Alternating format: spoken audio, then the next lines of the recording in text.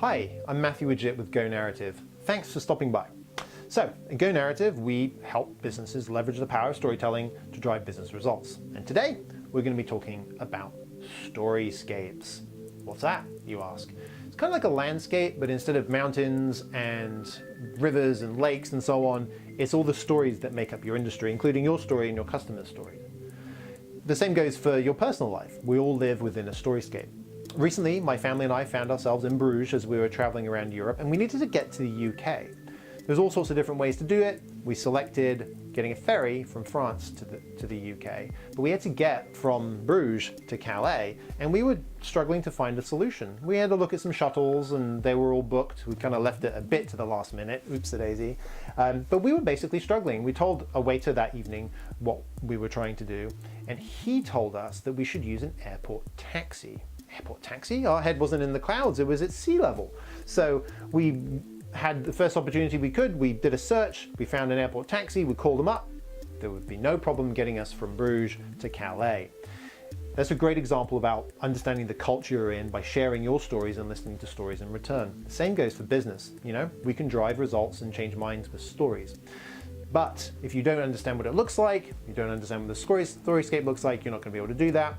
So how do you understand what it looks like? Do some research.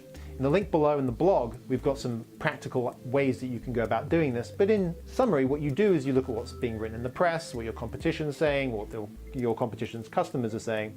And through doing that, you can understand what that landscape looks like. And then you can tune your narrative so that it resonates with that storyscape. You can select the best possible stories to tell from your customers that resonate with that storyscape as well. But wait, I hear you cry. If I make my story sound like everybody else's, isn't that just going to make me fade into the background? Well, if you made your story sound like everybody else's, yes it would. We're not talking about doing that. Authentic storytelling. Storytelling where you dig into your narrative, you truly understand it, and you make sure that you're understanding the storyscape so you resonate with it is completely different. Just because there's a simple structure to stories, it doesn't mean every story is the same.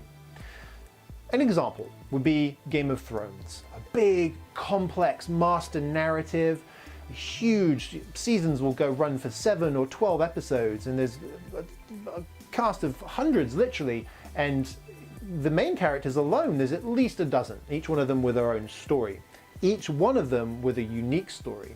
Yes, they interact, yes, they overlap, and they all do accrue up to that master narrative, but ultimately there's unique stories that have value in and of themselves.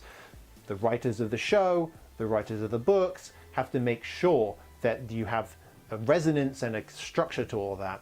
And that's exactly what you're looking to do. Make sure that your story is resonating with the market. So, based on that, go and have a look at your storyscape, try apply it, let me know what you think, and we'll be back with some more storytelling tips for business from Go Narrative in the very near future. Thanks for stopping by. Cheers.